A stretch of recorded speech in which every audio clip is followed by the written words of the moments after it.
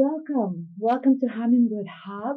With us today, we have a very interesting person, Zoe Sophocleous, fashion designer, stylist, blogger, and interior designer in the start, as I Yeah, understood. lately I'm starting to involve myself a bit more with interior design, because I moved out basically from my family home. So I started interfering more with interior and have been getting a lot of questions.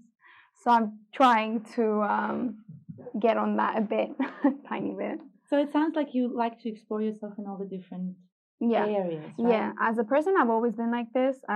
Since a young age, I wasn't exactly sure what I wanted to do, but then when I found art, I just kind of submerged into it and basically exploring everything. Even at home, sometimes I like to paint.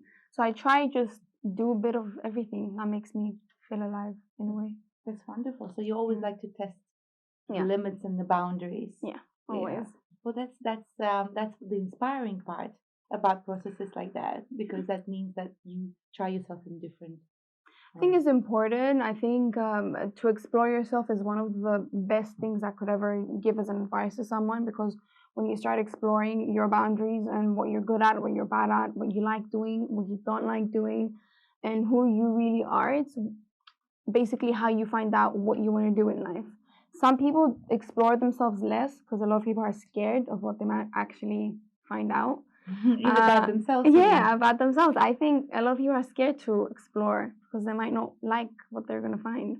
But the more you explore yourself, the more you know who you are and what you want to do. And I think the faster you go there. I think it's not really with age; it's just how much you try. Willing to try. Yeah, yeah. And so, what have you found out about yourself through this process?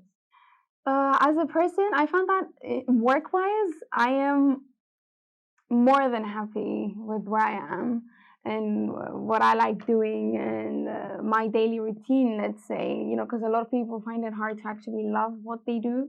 They have a job, but they don't have a dream. So somewhere in between, you kind of live instead of feeling alive during the day. So I found that I feel alive in those aspects. I found that I'm also sensitive with my loved ones. And I also found that I went through a process actually 2 3 years ago after a personal situation, and I exchanged everything about me. Like I remember I went blonde. I cut my hair; they were really long. So I even explored with my looks just to figure out if this, like what I look at in the mirror, if it's what I like. Do I want to change it? Does it make me happy? Because I think it's important for you to like what you look like. Because if you like it, everybody else doesn't matter. So you almost used yourself as that canvas. Yeah. To be the artist of your life, right? Yeah. I found that I started clean and started just figuring out what it is I like looking like and being like, the people I have around me, the things I do every day. Started exploring more hobbies, started things like horse riding and pottery. Oh, two totally different things. Yeah, I found that one brings out my inner child and the other one brings out a more disciplined side of me. Oh, So wonderful. I wanted a bit of an unbalance so I can, total feel balanced as a person. Wonderful. So it's a strive towards Not perfection. The way I see it, it's in a way like this. The way I see life, it's a bit of a sphere. And I separated before when I was younger, I would actually put parts in that sphere that weren't important.